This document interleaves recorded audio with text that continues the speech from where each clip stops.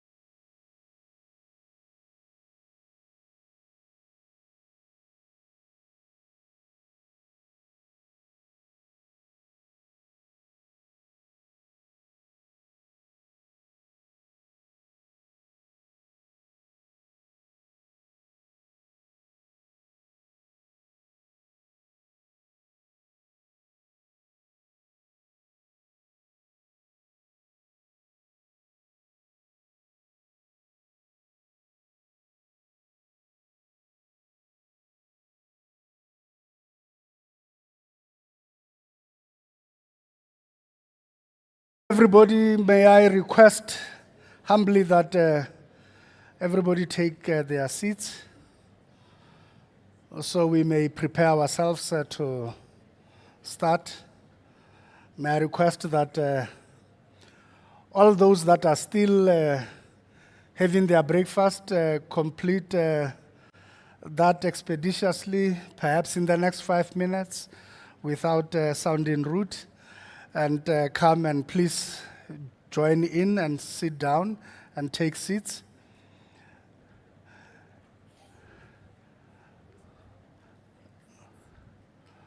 We will be starting in the next 10 minutes or so, and I would be requesting that when that time does come, that we kindly put our phones on silent and that we are able to reduce the movement at that time, so that when the Honorable the President and the delegation with Minister and Deputy Minister and other dignitaries do make their way into the hall, that they find us ready, and also that when the security do close the doors after entry, we do not have a challenge with people who are outside. Welcome. We hope we'll have a very enjoyable day today, being the 2026 IBT Summit, and thank you for having positively responded to the call. I will be back here on stage to alert you of our imminent start, and therefore request that we remain seated where we are to facilitate for ease of movement of those now coming into the hall. Thank you very much, ladies and gentlemen, for your attention.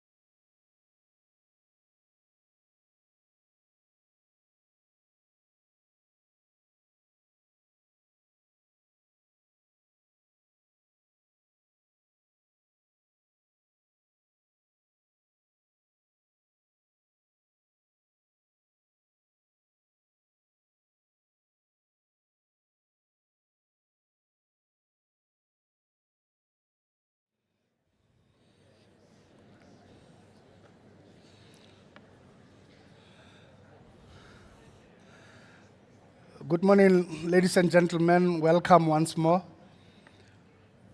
We would be starting shortly.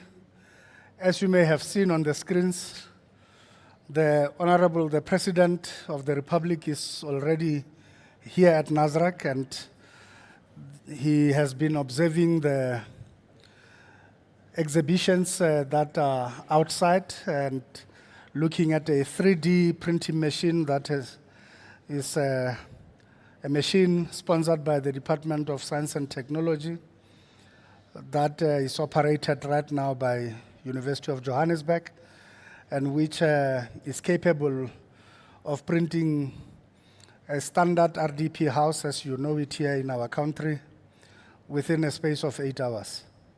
In effect, we had put the machine to test at the lower campus of UJ, and that house was printed in 8 hours.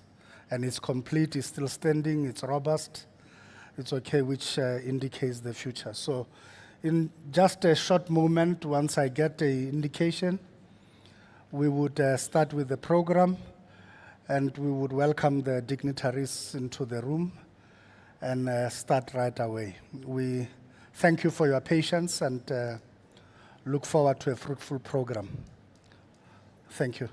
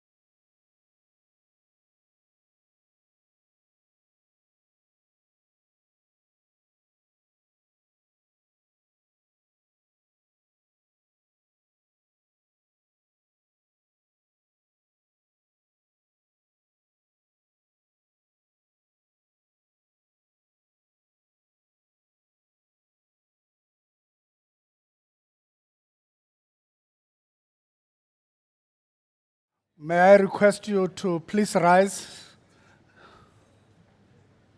Oh, sorry, the seat, wrong signal.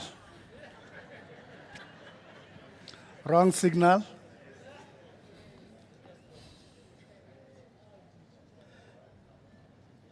I promise next time I call you, it will be for real.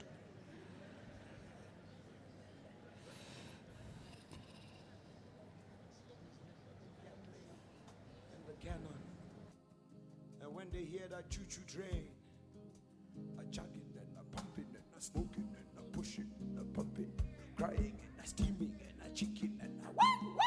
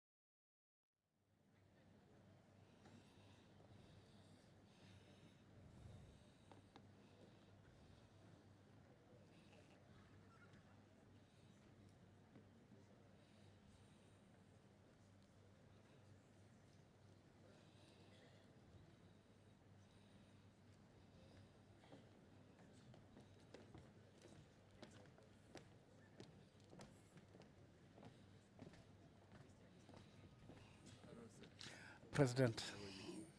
I'm not late, they were taking me.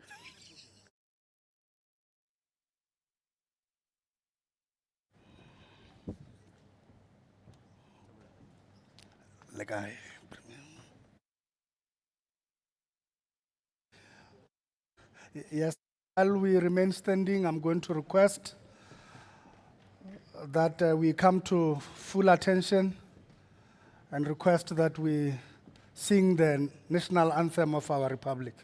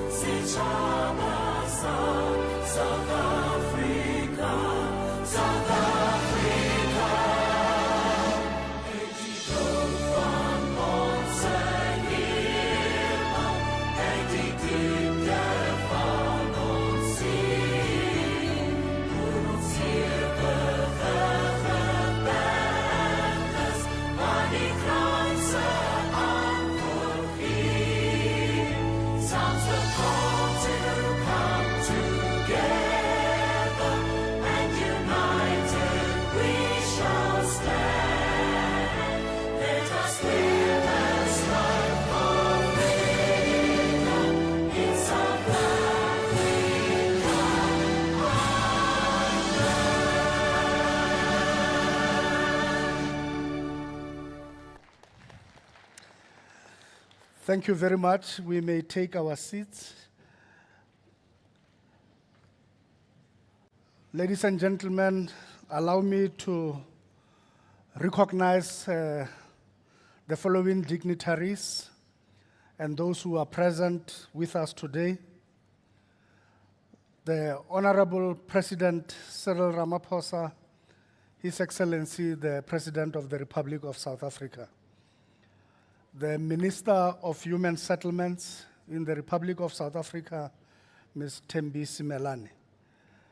The Chairperson and members of the Parliamentary Portfolio Committee on Human Settlements, the Deputy Minister of Human Settlements in the Department of Human Settlements, Ms. 𝗓𝗓𝗓𝗓𝗓𝗓𝗓𝗓𝗓𝗓𝗓, and the Deputy Minister of Human Settlement, or Deputy Minister of Cooperative Governance, Dr. Namani Masemola, the Premier of the Province of Gauteng, the members of the Executive Councils responsible for the portfolio of human settlements in all the 9 provinces, the representatives of the Government of Kenya, the Chief Engineer and Delegation of the People's Republic of China, the representatives of the African Union Center for Housing Finance, and representatives of Shelter Afrique, and chairpersons of boards of public entities of the Department of Human Settlements and of other sister departments in government and other board members, heads of provincial departments of human settlement, deputy directors general of the Department of Human Settlement, chief executive officers of the state-owned enterprises and other public entities, mayors of the metropolitan municipalities and other municipal governments, representatives of the national and provincial houses of traditional leadership and other traditional leaders, members of the mayoral committees and municipal governments responsible for human settlements, chairperson and members of the ministerial advisory panel, representatives of other sister departments present here, representatives of the academia, research institution,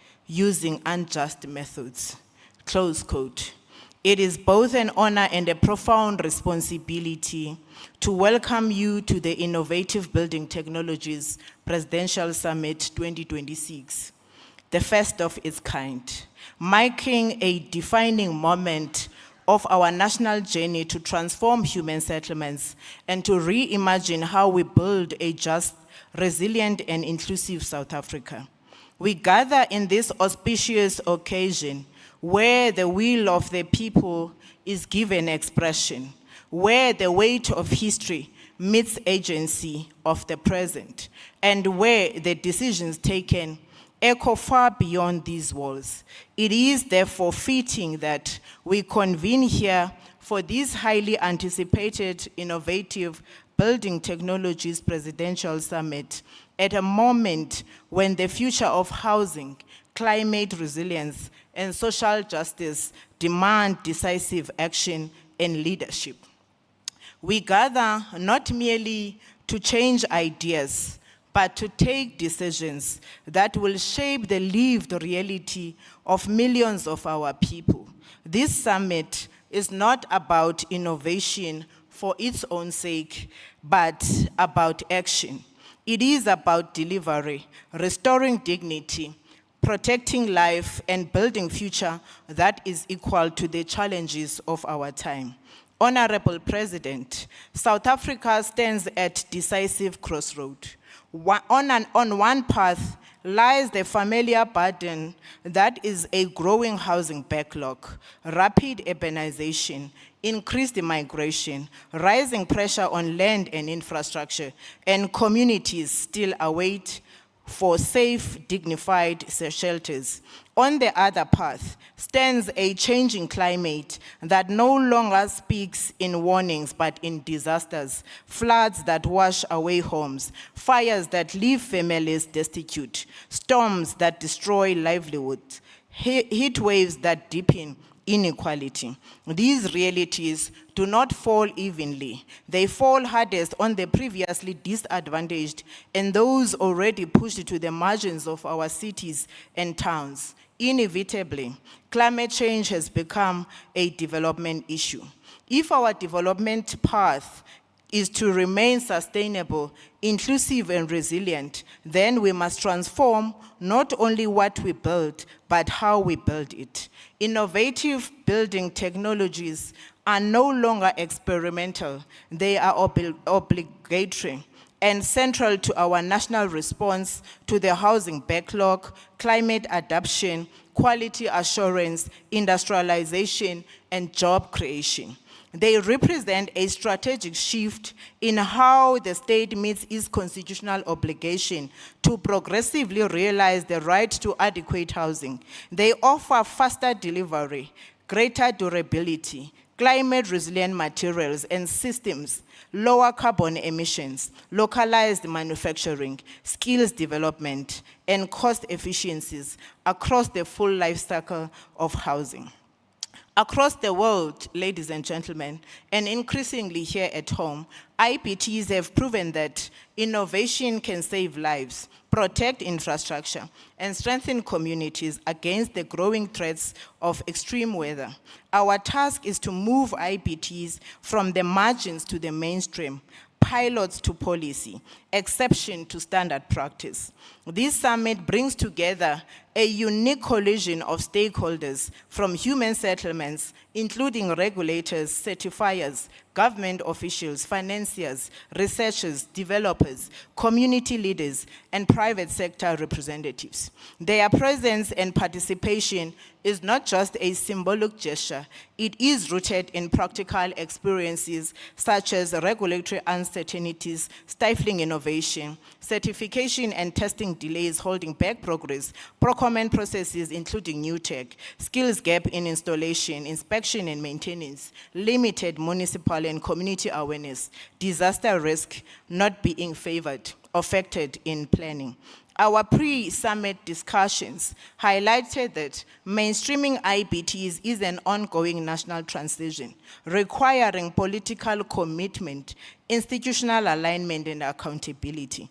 The summit aims to adopt the IBT Social Compact, a new collaboration framework for the state, industry, and society to transform housing delivery. This compact will clarify roles, address regulatory hurdles, enhance standard, integrate climate resilience, and support local innovation and investment. Our pre-summit discussions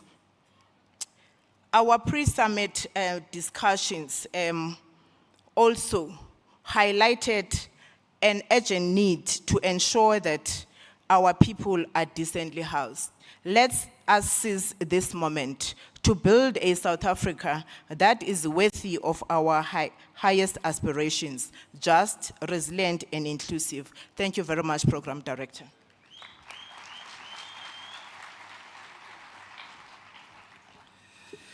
Thank you very much, Honorable Deputy Minister. Ladies and gentlemen, afford me the opportunity to invite to address you the Honorable Minister of Human Settlement, Ms. 𝗕𝗨𝗓𝗓𝗓𝗓, after which I would request her to then introduce to you the Honorable President. Thank you very much. Minister.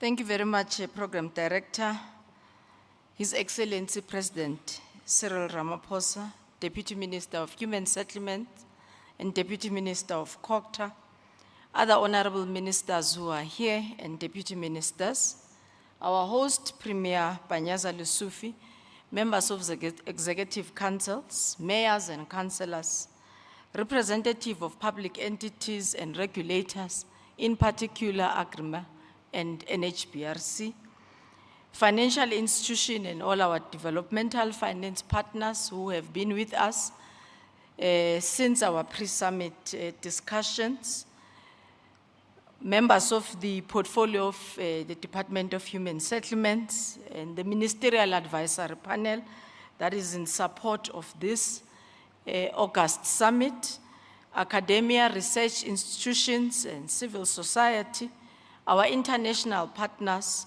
distinguished guests, ladies and gentlemen, good morning. It is both an honor and a privilege to welcome you, as Premier Lesufi has already done, to our first Presidential Innovative Building Technologies Summit in the history of our democratic South Africa. I was hoping you will clap hands for President Ramaphosa. It's not my delivery, it's his.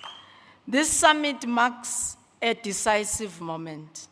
It is not a conference of ideas alone, but it is an exhibition of technologies for admiration, but it's also a call for action which forces us to a collective commitment to change how we plan, how we finance, how we approve, and how we build human settlements in our country. I'm quick to correct colleagues and members of our community when they say I'm the Minister of Housing. I say I'm the Minister of Human Settlements, because our responsibility is to provide human settlements, which includes all social amenities in that settlement. At the heart of this gathering, therefore, it's a simple and powerful truth. The way we have been building is no longer sufficient to the scale, the speed, and the complexity of South Africa's housing challenge. We are mandated by our Constitution in Section 26, which affirms that everyone has a right to have access to adequate housing. Since 1994, the democratic state has delivered over 5 million housing opportunities in the form of sites and houses. This is a remarkable achievement, and I insist you clap hands. We're one of the few governments that has afforded to over 5 million of its residents a house. Yet we cannot deny that stubborn reality which says to us we still have people, around 2.5 to 3 million, President, in our HSS system, which is our housing system, which informs and creates a database of people who need houses, who are mainly the elder, people with disabilities, and child-headed household. And this therefore increases for us the pace in which how we handle land, infrastructure, and public finances. Of course, one cannot forget the escalating climate crisis, which keeps on reversing the gains that we would have made.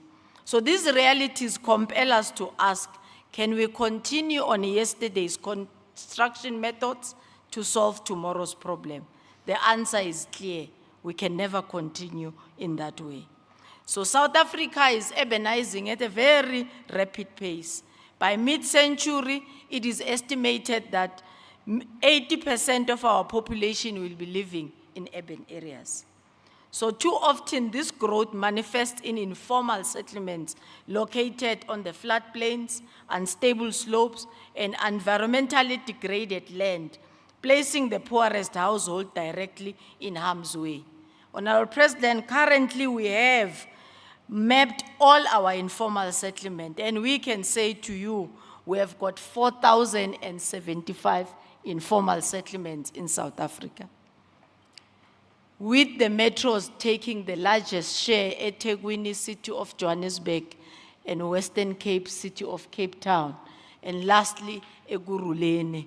But the other 30% can then be shared by the other provinces. What does that suggest? We are experiencing congestion, and we are experiencing, if we don't plan rapidly and deliver rapidly, that every open space, whether it's a park, whether it's an open space not intended for human settlement or for housing, being turned into informal settlement. I visited eThekwini, Ward 68, where there is an informal settlement in a graveyard. The residents have turned a graveyard into an informal settlement. It has over 328 shacks. I visited last year. I'm not sure how many has been built to date. So the reality, therefore, demands that we are climate resilient in our infrastructure, we are energy efficient, we use our water wisely and our engines for green economy to ensure that we participate as well in priority number 2 of ensuring that we are engineering the growth of our economy. The context of IBT and the summit, therefore, refers to the building systems which we have developed and we have taken through a process that both NHBRC and AGRIMA has done and undertaken in the department to assist us to be able to roll out. And Premier Panyaza, next to you, some of the facilities that have already been approved are being utilized in Gauteng. eThekwini responded very well as well. We're building one of the health facilities there. eGuruleni responded very well. We were intending to conclude around 5,000 social housing flats. We had challenges, but not because of the material, because of the planning of the municipality, which got challenges. In the Western Cape, we've got positive response. We have over 300,000 classrooms now of schools that have been built on the tested AGRIMA material together with NHBRC. What does that mean, President? We are trying so hard to respond to the build timelines you have given us and to be predictable in terms of quality and respond positively in terms of housing. And this is affirmed by our commitment to the white paper, which has been approved by Cabinet, which commits us to invest in innovative and flexible building typologies. We have set standards, norms and standards to enable all the IPTs to be integrated into the subsidized housing program. In fact, we confidently are saying to you, Honorable President, in our financial year 26-27, which should be commencing now in April, as you know, we are targeting a portion of our human settlement development grant. I'm afraid to say to you upfront how much percent, because when I say that percent, you will up it. But I am committing that our budget in the coming financial year will be putting to all provinces that they begin the rollout of IBTs. But we must be honest that innovation does not become a slogan, and that is why we are setting these measures. The questions that are remaining pertinent to me, President, and we are reshaping them with our team, is local manufacturing capacity, is skills availability and NHBRC, and it's helping there, its job impacts, its financing model, and we've got a very good pre-summit which we held with our financiers here. We have also received warmly responses from our neighboring countries, which are also present here to assist us with the financing models that they are utilizing. Our portfolio committee as well is also participating and is making sure that the product that we are designing will be acceptable in the market. So we are hoping to create new categories of employment and support localization and industrialization. We take it as a must that we must enable SMME participation as we do that. So our innovation responses, President, will be inclusive. So no single institution can drive this transition alone. So the compact that we are going to be signing today, we are hoping, amongst other things, it gives us the participation and a confirmation of acceptance by our civil society and community formations. I see our partners, Abahlali baseMjondolo, in attendance, and I appreciate President Zikote, your attendance and support in ensuring that we face and produce a quality that our people could be able to use and feel dignified to be handed over, and all our public entities. This compact will include clear commitments, defined roles, measurable actions, and accountability mechanisms. But it will push us closer, Honorable President, when we report to you to say how far have we reduced and how fast have we placed back a person who would have been displaced by floods or fires back into a dignified household. A challenge we accept because currently we are unable to do that at the desirable speed. Allow me, colleagues, and to introduce to you the President of the Republic of South Africa. It is now my honor to introduce a leader who has consistently called for innovation, resilience, and inclusive growth. A president I report to who always reminds me that resilience is not only about recovery after crisis. Minister, what is your mitigation plan? But it is about foresight and shared responsibility. A president who understands that sustainability and development must be built quite literally from the ground up. Ladies and gentlemen, please rise and join me as we welcome the President of the Republic of South Africa, His Excellency, President Cyril Ramaphosa.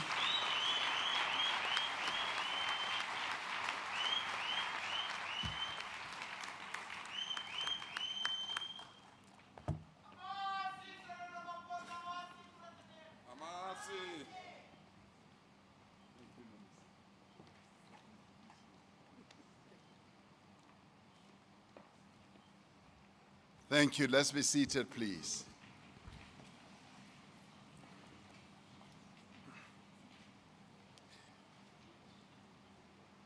I stand on the protocols that have been articulated and greet you all, and want to thank you for your patience waiting for a while as I was being taken through the various and very impressive stands of exhibitors here. It is a great pleasure for me to be at this summit. This is a very important summit brought together by the Department of Human Settlement, a summit that is being attended by the people who do the real work of providing houses or human settlement solutions to our people. This is critical, particularly in the environment in which we live in now and at the time that we are living through. The right to adequate housing is, as we all know, and we should know this because all of us as South Africans should be knowing our constitution backwards and forwards. The housing issue, the people of South Africa felt that it should be in our Constitution. They had taken the inspiration from our forebears who drafted the Freedom Charter, who said, as one of the aspirations set out in the Freedom Charter, that there shall be houses. And that in itself is something that is also reflected both in the Universal Declaration of Human Rights and, as I said, in our Constitution. And as this is the year when we will celebrate, or we are celebrating, the 30th year of our Constitution, being here should mean that maybe all of you should have read the Constitution and should know what the Constitution says about the housing issue.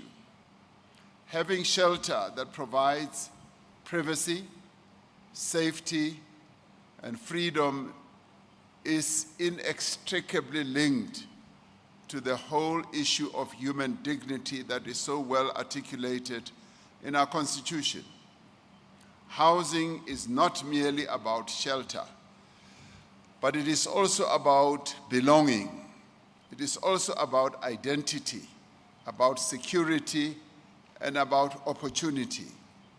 But more than that, it is also about value, ownership, where people inherently have the need to have value in their hands and to own something. South Africa, like many other countries in the world, faces a growing demand for housing. You heard the minister say almost 80% of our people in years to come, and in fact in few years to come, will be living in urban areas. Since 1994, the democratic government has been able to provide more than 5 million housing opportunities, as defined also by the minister, and as also articulated by the deputy minister when she was talking about what the intentions of this summit are. And as I travel around the world, I always ask other government leaders, presidents and prime minister, I always ask them, what do you do for housing for your people? Do you provide free housing, build houses and give them to people free? And in the main, they always say, no, we do give them a subsidy. And we do support in this way and that way, but in the end, people still have to pay for their own houses. We are the only country that I know, and repeat, I know, even on the African continent, that builds houses and hands them over to the people of our country. We have done so now, and if you include all the issues of housing opportunities, being sites and build houses, we've done that to 5 million households. I know of no other country that has done so.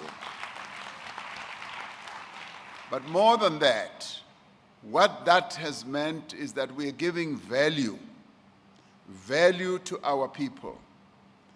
And if I do a quick calculation, because I like numbers, a quick calculation, it means that 5 million housing opportunities, which could have cost us over the 30-year period almost 500 billion rand.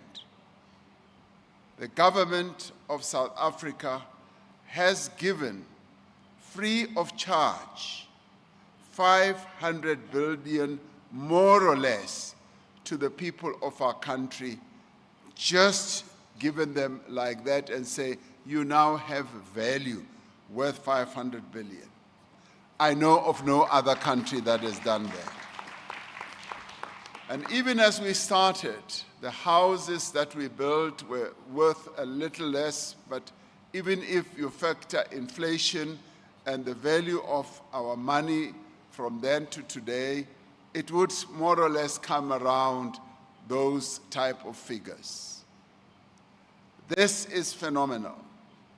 And this is how the government has sought to live up to what is said in the Freedom Charter as well as in our Constitution. This achievement stands amongst the most ambitious social programs on our continent, and it has transformed millions of lives. Yet, despite this progress, more than 2.5 million families are today still on the waiting list for housing throughout the country. Now, if you were to think that we would need to provide, say, 2.5 million houses or 3 million houses, that would easily cost us at 100,000 rand, and just a rule of thumb, a house, it costs more these days. It would mean that we've got to provide 250 billion to possibly 400 billion that we still need to spend to house the nation. This is a phenomenal task. Inadequate supply and limited land availability, the rising construction costs, as well as the delays in project delivery are all contributing to a situation of scarcity of delivering houses. This has a number of consequences. For the middle class, prices and rents are being pushed upwards.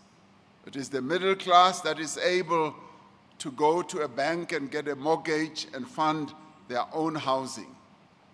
And one of the great things about our democracy is that the governments, the administrations that we've had, have created a middle class, and more importantly, a black middle class, which did not exist during the apartheid years.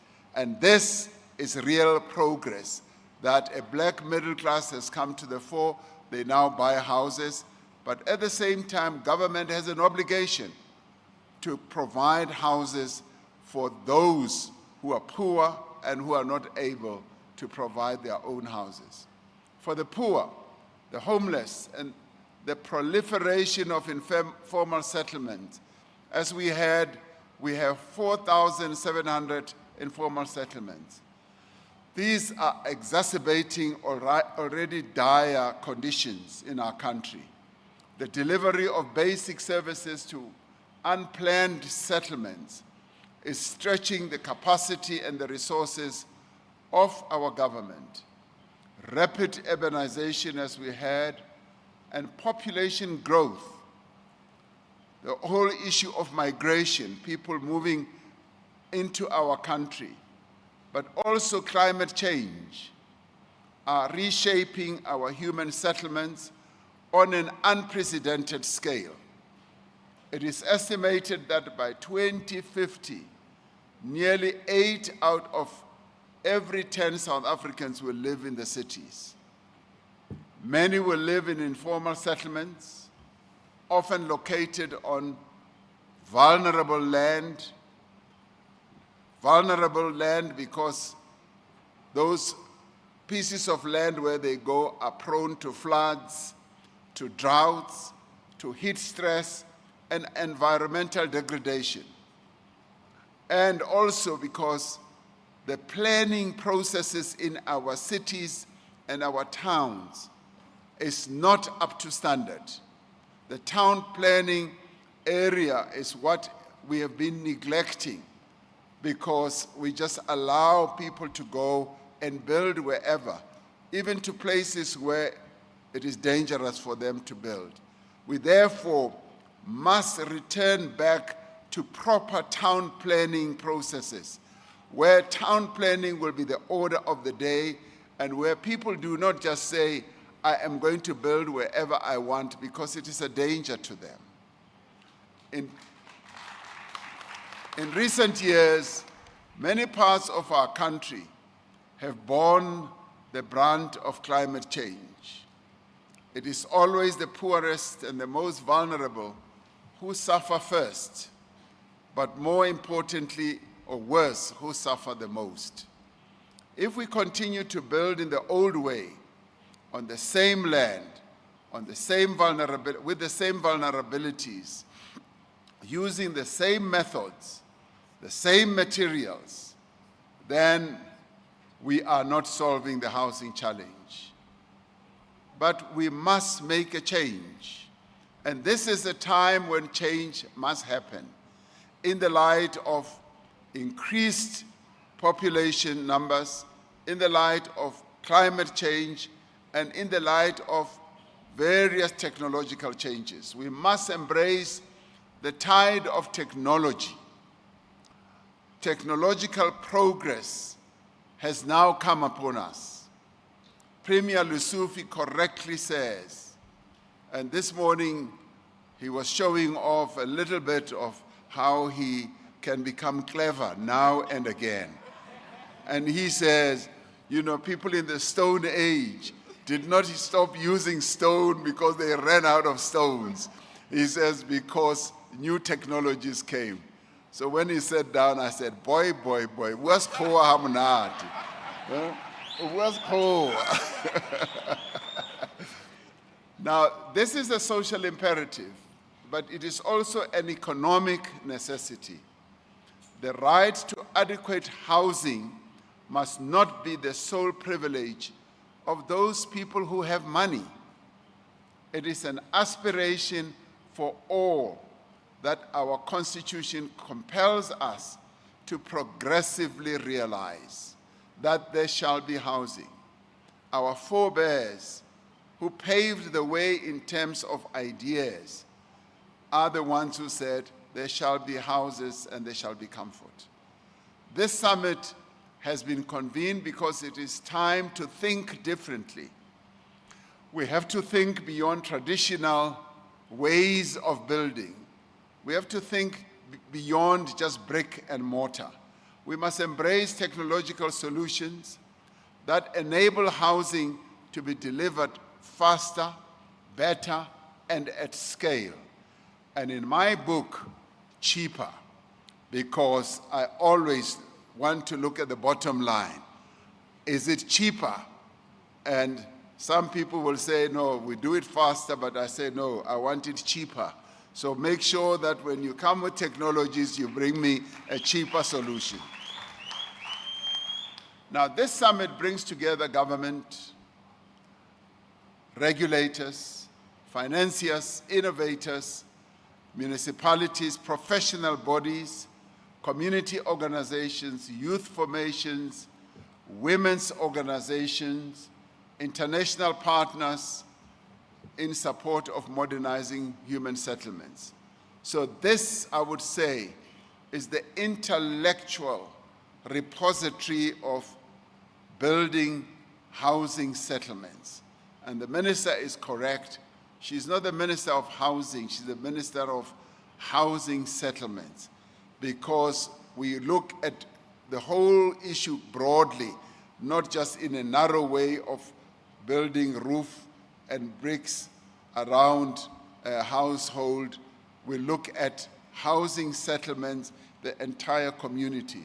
We are united in our resolve to turn innovation into a coordinated national pathway for housing delivery at scale. And here we talk about scale because we have to deliver. If we find the money, we have to deliver between 2.5 to 3 million houses, which will easily cost us something like 300 to 400 billion, which we do not have today. We are learning from global experience while building solutions that are locally embedded, socially accepted, and owned by our people. At the G20 Leaders Summit, which was held here in this very venue, South Africa reaffirmed a very important principle, a principle that now defines leadership in the 21st century.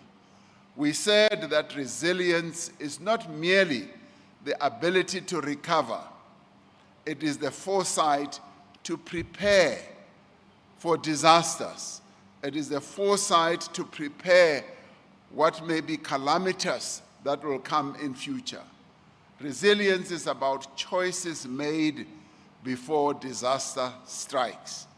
That is the message that we put to the G20 leaders who were gathered here, that we need to have a type of resilience that enables us to prepare for disasters and not only react to disasters, but also to ensure that we have the financial resources to address those disasters that will befall us.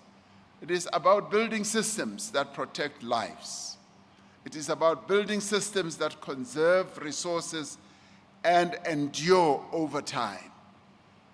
It is resilience that ensures that human settlements requires such foresight. Buildings are amongst the world's largest sources of carbon emissions and resource consumption, as Deputy Minister 𝗓𝗓𝗓𝗓𝗓 said. Traditional construction methods, while familiar and trusted, are no longer sustainable on their own. We need to look at other ways: water scarcity, rising energy costs, climate risk, and the urgency of scale demand that we modernize how we build. I was very impressed as I was going through the stalls to hear some of those who are manufacturing building materials who were saying this type of building material is fire resistant. This type of building material is climate accommodating. In other words, when it's cold, it will give you warmth. When it's hot, it will give you a coolness. I was very impressed to hear all that. So innovative building technologies offer us an opportunity, a very strategic opportunity to address the exigencies of our moment. When appropriately regulated, when appropriately financed, socially accepted and locally embedded, innovative building technologies allow us to build faster and at scale and cheaper. They enable us to reduce carbon emissions and water use, improve energy efficiency, and enhance durability and quality. And also, just on water use, I went through one of the stalls and they were showing me how they've now come up with new technologies for building toilets and the utilization of water in toilets, how toilets can use minimum water and still be able to give us the dignity that we need as human beings. So innovative building technologies are becoming and have become an essential part of a diversified, modern construction system capable of meeting today's challenges. And Minister, as now we deliver houses, we must be asking those who are in the construction industry, are they utilizing technological methods of delivering houses? And I would argue that if they are not, they should be at the bottom of the list. We now want those who are going to use modern technologies. We must move with the times, like what Premier Lesufi was saying. Those who were using stones, it's not because stones were no longer in great supply. It was because technology had moved. But he didn't tell us where technology has moved to.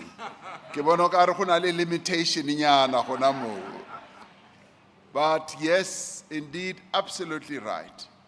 In South Africa, innovation in construction takes place within an established regulatory framework.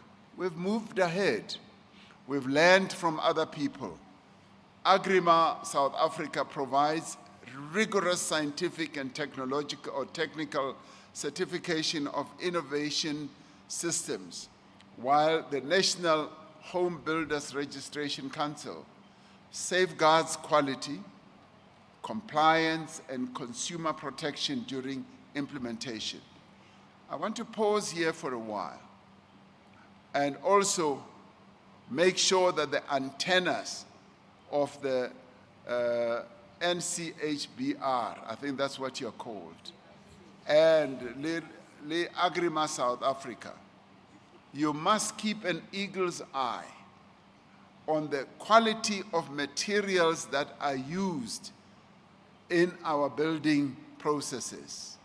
We've had a few buildings collapsing, one in the Southern Cape and one in KZN, where the collapse led to the deaths of people. And of course, the investigations are ongoing. I haven't seen the reports, but what I've asked myself is whether the quality of the materials that was used was up to standard. So I want you to keep your antennas up to make sure that as we give approvals, as we give licenses, as we examine all these matters, the quality of materials used must be uppermost in our mind. Together, these institutions that I've referred to ensure that innovation strengthens public trust. Innovation without standards erodes confidence, while innovation with oversight builds legitimacy. The 2024 White Paper on Human Settlements provides the policy foundation for the innovative shift we now need to make. It calls for resilient building typologies, sustainable local materials, rapid emergency housing responses, and stronger partnerships across society. At the heart of this summit is the social compact on innovative building technologies. Now, this compact represents, in my view, a shared national commitment to move innovative building technologies from pilot projects and demonstrations into the mainstream of South Africa's human settlements. I saw a few of the pilots that are being tried. Now, I want to say, both from the universities, from our CSIR and so forth, I want to say, move quicker and industrialize those and bring them into the mainstream, because we want to deliver houses at a more rapid pace before our people lose hope. The 2.5 million people in South Africa who do not have houses, some of whom have been waiting on the waiting list for long, are losing patience. We must move quicker, and we must now resort to new technologies, to innovative means of delivering houses. The compact aligns policy and planning, regulation and standards, finance and insurance, research and skills development, and implementation across all spheres of government. And when it comes to skills, I must say that I was very impressed as I was going from stall to stall when I saw young people, young women and young men being present in some of these companies that are displaying, meaning that they are acquiring skills and they are becoming better. It is this skills revolution that we want to see. More and more skilled South Africans who are good at what they do, who have developed expertise, who are not fly-by-nights, who are not manga people, who are real experts in what they do. I saw some of them today. You can applaud them. But this system, most importantly, establishes shared responsibility and accountability. The Innovative Building Technologies program focuses on areas where impact is most urgent. These areas include disaster recovery and emergency housing, climate-resilient settlements, energy-efficient and water-saving technologies, and local manufacturing and supply chains. Now, most of what I saw today talks to local manufacturing, talks to local content, and that pleased me immensely. Scaling innovation requires confidence from financiers and insurers, and I hope that the financiers are here in their numbers, because in the end, they are the ones who are going to have to provide the finance that will fuel this process of having to build. Should not only be government that has to provide the 300 or 400 billion rand to house the rest of the people who need housing. The private sector, the financiers must come in as well, and together we must build a financial system that will be able to give dignity to the people of our country. Through the social compact, government, development finance institutions, banks and insurers have committed to align funding instruments, de-risk these projects, and recognize certified IBT housing as financeable and insurable assets. Without this alignment, innovation and the utilization of new technology will just stall and even fail. As we proceed along this path, we need to address the concerns that these innovative building technologies will cost jobs. We must work together to protect jobs. In fact, they must be job creators. We must draw on the international experience that shows that innovation does not eliminate work, but rather transforms it, and in fact should be seen as adding to it. International experience shows bricklayers becoming technicians, contractors becoming manufacturers, and communities becoming producers, not just beneficiaries. Innovative building technologies enable us to align housing delivery with technical training, artisan development, digital skills, as well as local manufacturing. We must be building a very positive and successful ecosystem. Through this, we must provide opportunities for young people, in particular, to learn, to get the skills that they need to get to work. We must use this transition to address the persistent exclusion of women from the built environment sector. Through targeted procurement, access to finance, and support for women-owned enterprises and cooperatives, innovative buildings technologies can create space for women as entrepreneurs, as innovators, and indeed as owners and as leaders. Inclusion must also be built into the design of our settlements. For persons with disabilities, housing is about access. It is about independence. It is about dignity. That is what it should be about.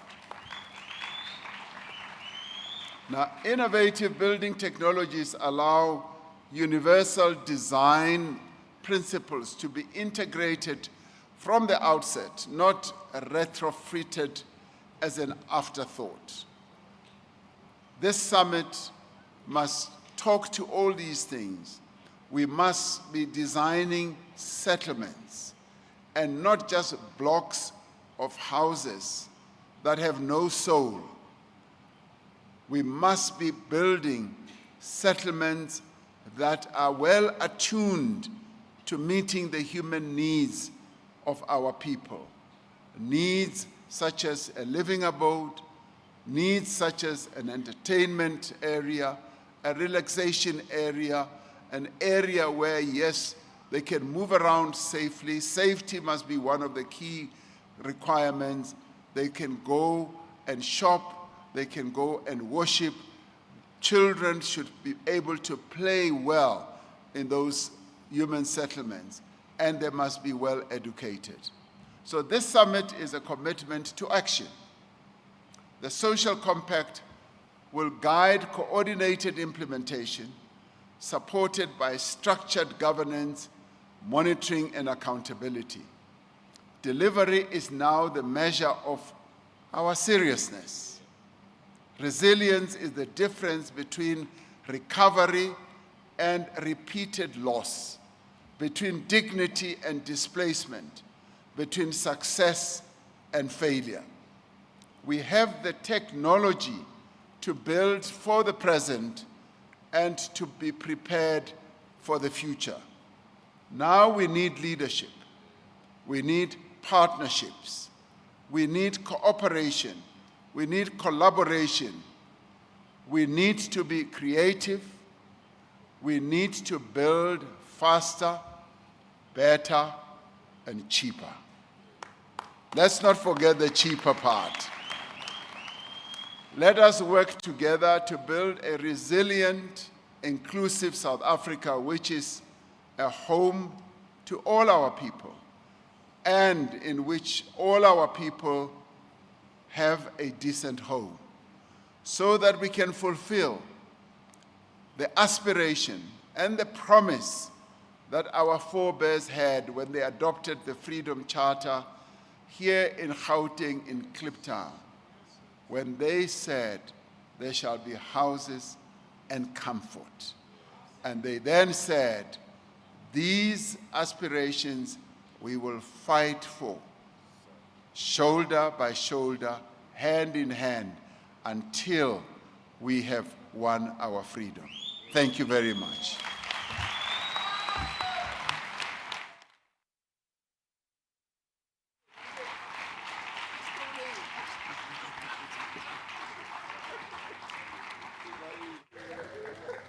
Thank you very much, and thanks to the Honorable the President. I now wish to request my colleagues in the protocol to help us usher to the stage. Dr. Masemola, the Deputy Minister, kindly ascend the stage, and may I also request the members of the executive councils from the various provinces to also come onto the stage, and the MMCs for human settlements to also come to the stage.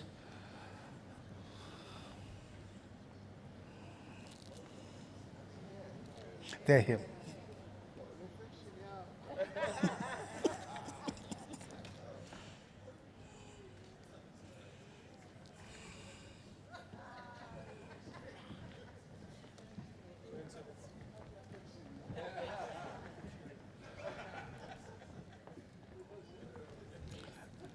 Chair of the Portfolio Committee. You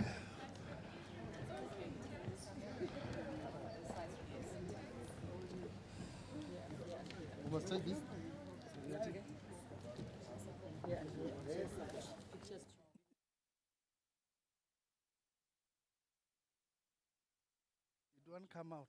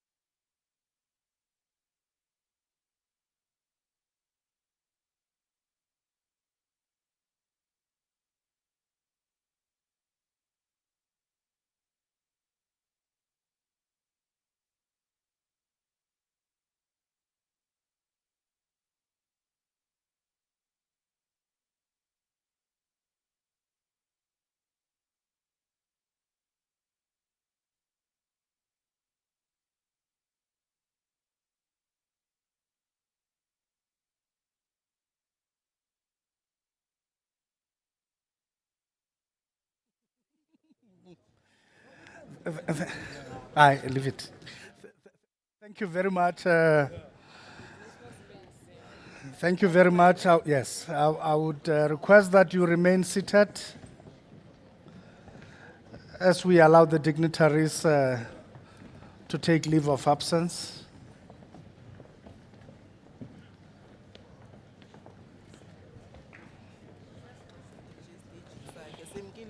Okay.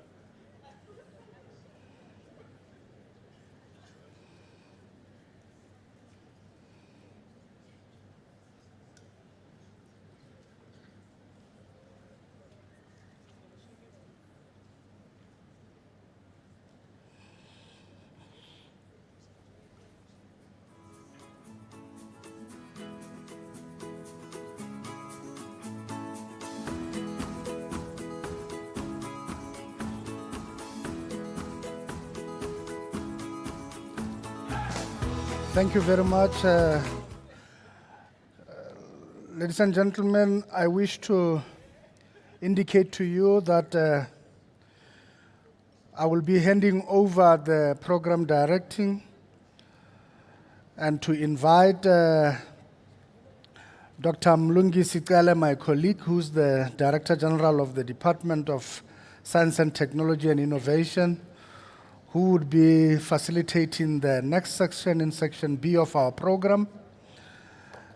We will now take a break, a tea break, after which we would reconvene promptly at 12:15 to be able to start with that panel discussion. I would request that we do so expeditiously. The tea and coffee is served in the exhibition space in between, and that we do so and sit promptly again at 12:15 to commence with the next session of the program. And Dr. 𝗜𝗡𝗡𝗢𝗓 will then take over and direct you. Thank you very much, ladies and gentlemen.